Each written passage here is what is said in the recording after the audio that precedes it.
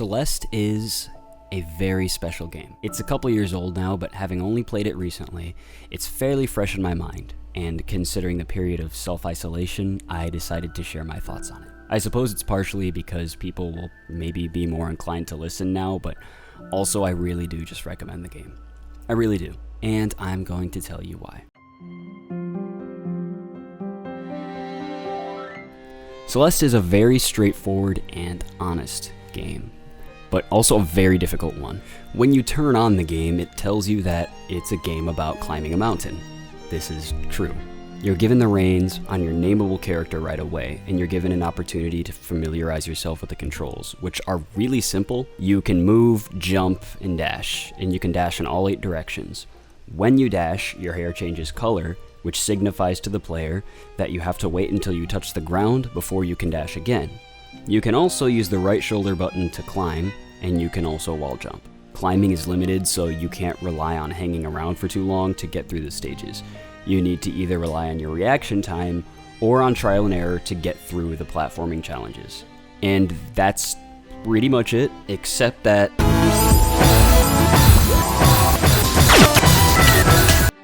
it's really hard. Like, it's really hard. That's kind of the game's main thing, is being difficult. And if difficulty isn't your style, I understand. But the interesting thing is how the game's narrative themes tie into the harsh difficulty, and how the game never feels too frustrating. When you die in this game, you respawn at the beginning of whatever room you died in like 2 seconds. There's no loading or anything like that.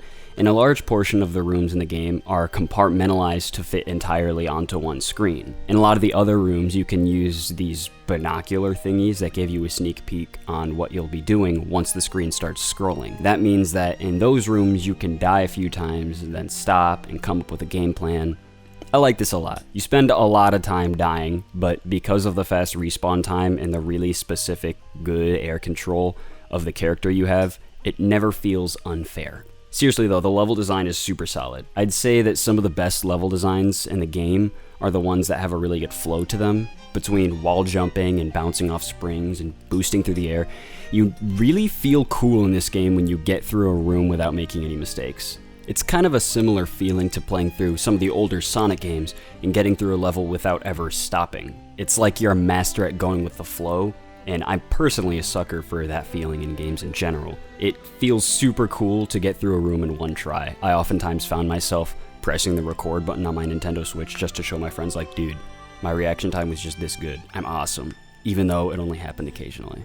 There's also some collectibles in the game. Some rooms have alternate exits, as in paths that aren't the obvious way you would go, and if you follow these exits, they'll lead you to strawberries. Strawberries can be a little tricky to get because you have to touch them and then touch the ground for them to count.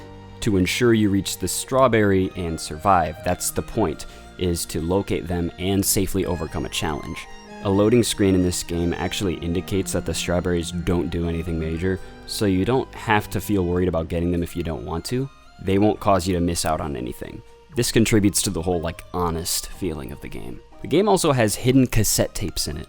I'm not sure if half this game's player base have ever even touched one of these, but I like that they're here, and I now realize that I'm super old. Finding a level's cassette tape will unlock the B-side of that level. Get it? Like the backside of a cassette tape. And these levels feature the same level gimmicks and themes as the original versions, but the level layouts crank up the difficulty to 11, or 12, or 20. They're so hard. They're super hard, and to be honest, I'm glad these were separated into their own optional category. I did like 3 of these, and then, nah. Whereas the main game is tough but fair, these levels just, yeah, they're still technically fair, but they don't feel like it all the time. In the main game, I found myself dying anywhere from 20 to 150 times per level. That's a pretty big range, but yeah, I guess I was getting better as it went along. But the B-sides, I haven't finished any of those in less than 364 deaths. Not touching those.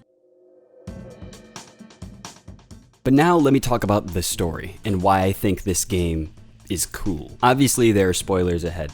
I decided to buy this game because I had heard that it touched on the topic of anxiety. I thought to myself, oh yeah, depicting anxiety as a literal mountain and having the player overcome it. That's alright. Then I put off buying it until the game was on sale for the new year. At first, I wasn't all too impressed by the whole metaphor. At the end of the first chapter, your character has a dream about her own dark side, and I thought they were going down a pretty generic route. Obviously, this character is going to have to defeat her dark side and climb to the top of the mountain at some point. A bit on the nose, if I'd say. And I was like, yeah, I'm probably going to think this game's a bit overrated by the time I'm done with it. Now let me explain to you why I was probably wrong. See, this game's delivery of the whole process is really well done. In Chapter 3, you find yourself in an old abandoned hotel run by an old ghost dude named Mr. Oshiro. This dude is whack.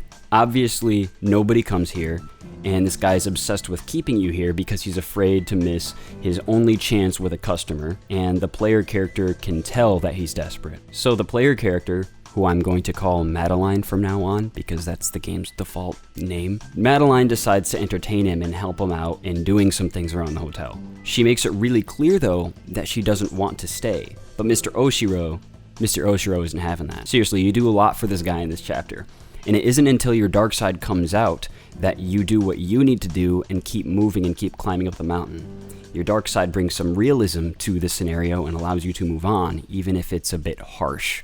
Later on, after spending some time stuck on a cable car suspended over a bottomless pit, it's kind of a long story, Madeline gets advice from a friend to imagine a feather floating up and down with her breath. You actually have to physically do this by holding the A button in time with the feather. It helps her concentrate and calm down. In the level after this, you'll find feathers floating around. Collecting these are actually necessary to fly around the immediate surroundings for a bit. Lovely symbolism. Sometimes you need to come up with these little tricks to get through. But here's what I found so interesting. When Madeline nears the peak of the mountain, she ends up face to face with her dark side once again. She says that she understands now that her dark side is her fear. She decides to let her go, only for her dark side to fight back. And I mean, she fights back. Her character portrait literally pops out of the text box to yell at you. I loved this part. She mocks your feather coping mechanism that you try to use to get through the situation, and she tosses you down the mountain. So much for progress. Now you're way lower on the mountain than you were before. Here you're faced with another boss battle against your other half, and upon cornering her, she says, "Fine, you win, I'll go away." Madeline responds by saying that she was wrong, and she shouldn't push her other half away. She instead gives her a hug. The final level of the main story is awesome. You spend it working together with your dark side, literally bouncing off of each other and talking about your progress as you ascend the mountain. You make up for all the lost time you made too. You're going up the steepest side of the mountain. You climb higher and higher until you've done it. You've reached the top. Credits. This game is tough, but it's got some kickin' music, awesome levels, and a unique level of positivity. This isn't the first ridiculously difficult platformer to make a splash like this, not at all. There have been other games where players in the community will talk about trying to get through with the least deaths possible and trying to be the best for doing so, and that's cool. It's not wrong to be competitive, but go to any forum talking about Celeste and you'll see people saying things like, "Yeah, this part took me like 6 billion tries. I went through so many deaths, but I did it." And the responses will be like, "Congratulations, man. I took this many tries." It's super positive. This isn't a game about being better than anyone else. It's about overcoming challenges, not by way of ignoring them or turning away to other things, but by way of accepting yourself. When Madeline fell down the mountain is when this game, for me, became more than a simple overused metaphor. I know for me, during my worst times of emotional snowballing, my go-to coping mechanisms sometimes just don't work, and that can happen to anybody. You might lose it and say something nasty to a friend that you shouldn't have said. You might have a breakdown at work, or fill in the blank. You get sent back, tumbling back down the mountain. Friends around might give encouragement and tell you that you don't need to experience this anxiety you're facing, you're great. And while encouragement is always good, that's actually why I'm making this video, it can't save you. Not until you learn to encourage yourself. That other part of you, that part that might currently dictate your reactions to stressful situations, that part of you is there for survival. You can't separate yourself from it, but you can learn to talk to it. When Madeline and her other half are flying back up the mountain, the other part of her continues to display doubt and be negative, But as they get higher up the mountain, she says things more along the lines of, yeah, I guess that was pretty cool. I found out for some that it's a fairly natural skill, while for others, it's a skill that has to be learned and built almost entirely from the ground up. And all that takes time, but as you go along, it does get easier.